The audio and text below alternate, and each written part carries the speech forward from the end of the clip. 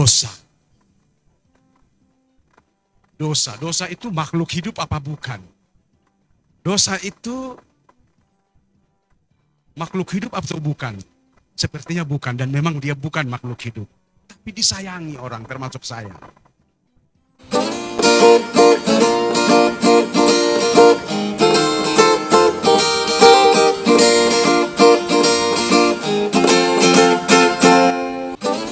Kita berdoa sejenak. Tuhan, terima kasih. Roh Tuhan telah menuntun kami tiba di ruangan ini. Di jam permintaan doa pertengahan minggu malam ini. Kami mohon belas kasihan Tuhan.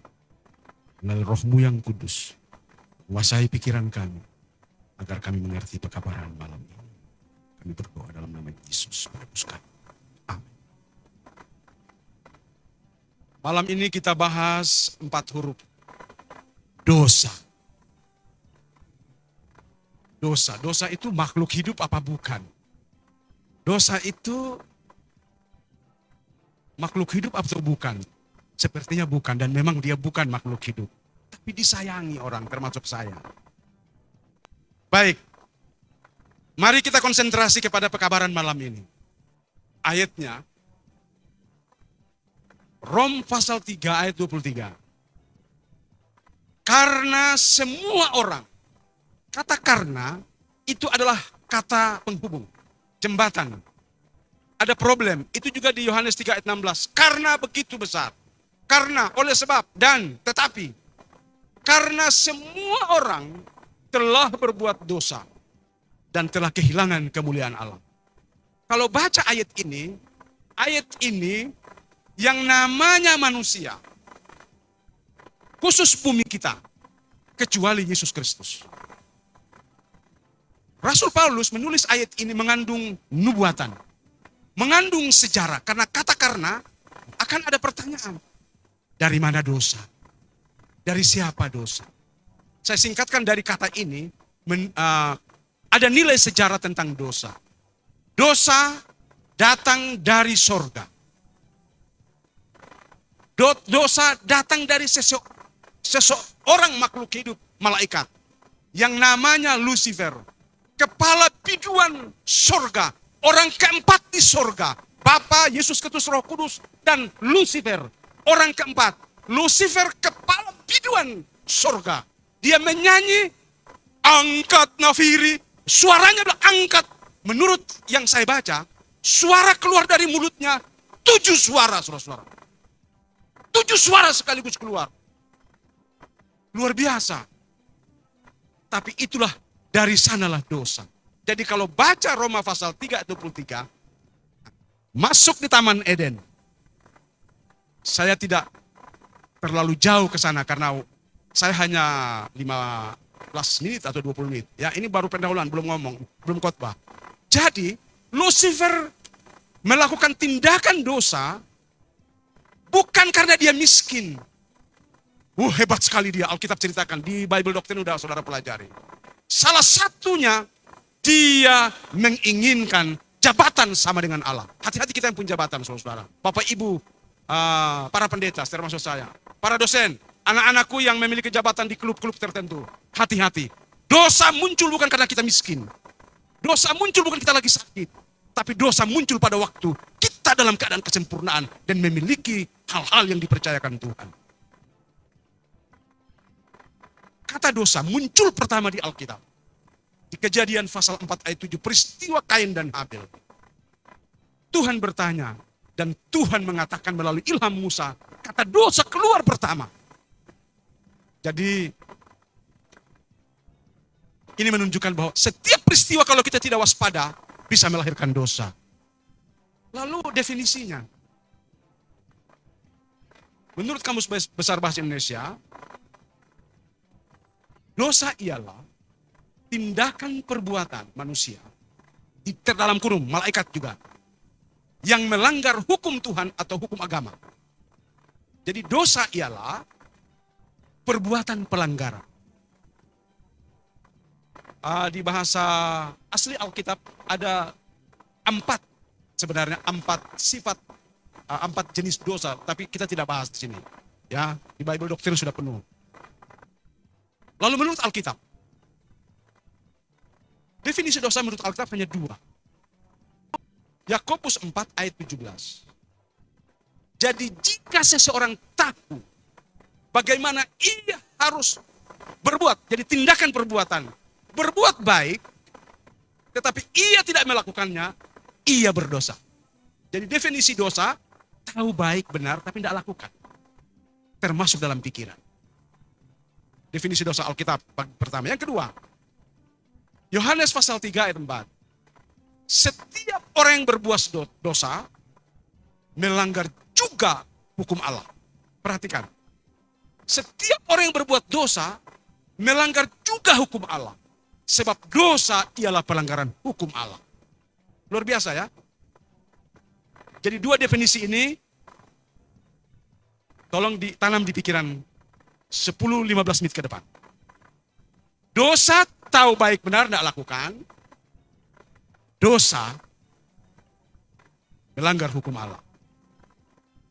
Jadi Yohanes dan Yakobus sedang membahas dosa ialah perbuatan baik tapi tidak melakukan.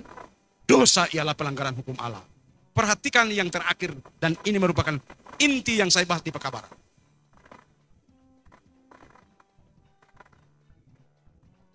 Di Yohanes pasal 1 Yohanes 3 ayat 4, Matius mencoba membuka apa itu hukum Allah.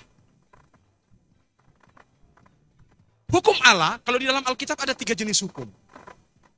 Paling tidak, hukum moral, hukum upacara, dan hukum sitil.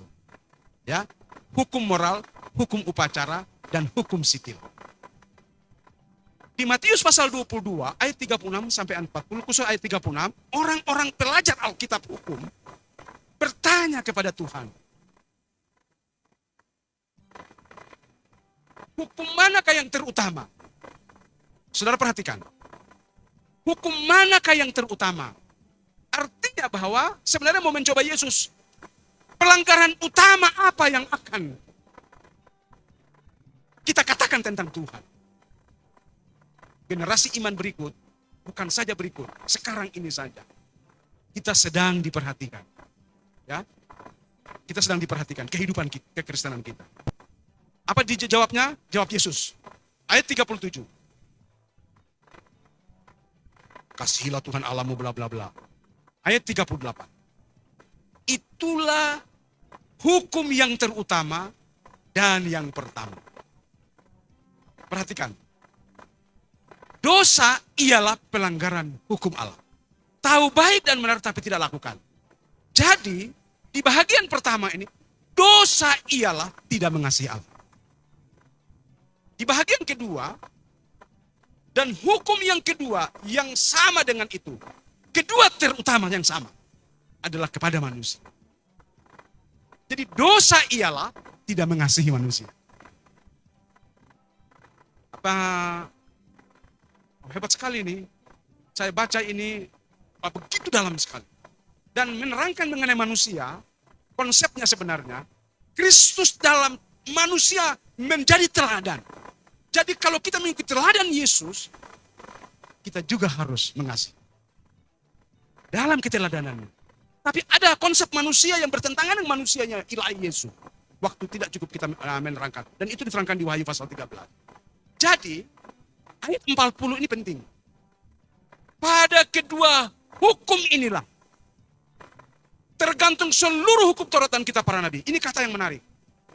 Matius, pemungut cukai itu, menyampaikan kata yang diterjemahkan.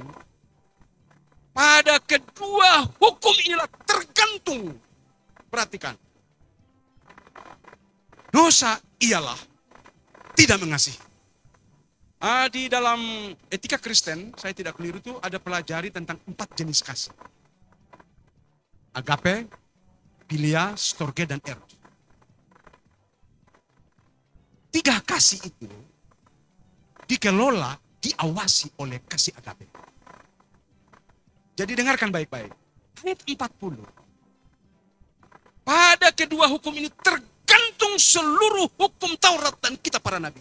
Tadi saya katakan ada 3 hukum yang dibicarakan di Alkitab. Hukum moral, hukum upacara, dan hukum sipil.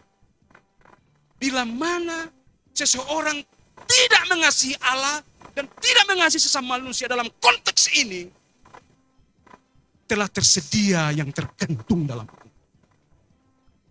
Hebat sekali. Wah, saya baca ini ayat, merinding juga saya. Jadi, Roma 3 ayat 23 katakan, sejarah dosa begitu panjang, Nyonya White katakan, ada 2 yang menjadi misteri di alam semesta. Pertama adalah love is mystery, big mystery. Cinta itu, holong itu, kasih itu, misteri besar yang tidak selesai dipelajari sampai di masa kekal. Dan Tuhan menghargai itu. Maka bumi kita yang juga masuk dalam 2 kategori kedua yang menjadi misteri adalah dosa. Dan Tuhan sangat mengasihi bumi kita ini. Pusat pemerintahan alam semesta. Nanti dunia baru ada di bumi kita. Jadi perhatikan. Jadi dosa ialah orang tidak menerima.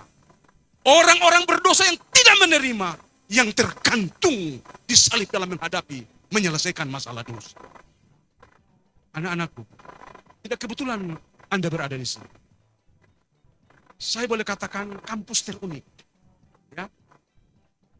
Kampus terunik. Dan pasti banyak tantangan di sini. Kenapa saya bilang unik? Seluruh dosennya, mulai rektor sampai janitor, ada tinggal di mana? Di kampus. Kita belajar dari seluruh karakter kehidupan. Oh, bangga sekali. Saya belajar di sini. Aduh, senang sekali saya. Walaupun os-osan juga. Otakku pas-pasan. Ya. Pas-pasan tapi bisa tamat dari sini. Ya. Oh, luar biasa. Banyak pengalaman. Dan terutama, anak-anakku dipersiapkan untuk mengasihi. Kesimpulan. Ini kesimpulan. Ini waktu saya singkat. Dosa ialah tidak mengasihi, melakukan perbuatan kasih. Apa itu? Kasih agape yang mengontrol kasih philia, kasih storge, dan kasih eros.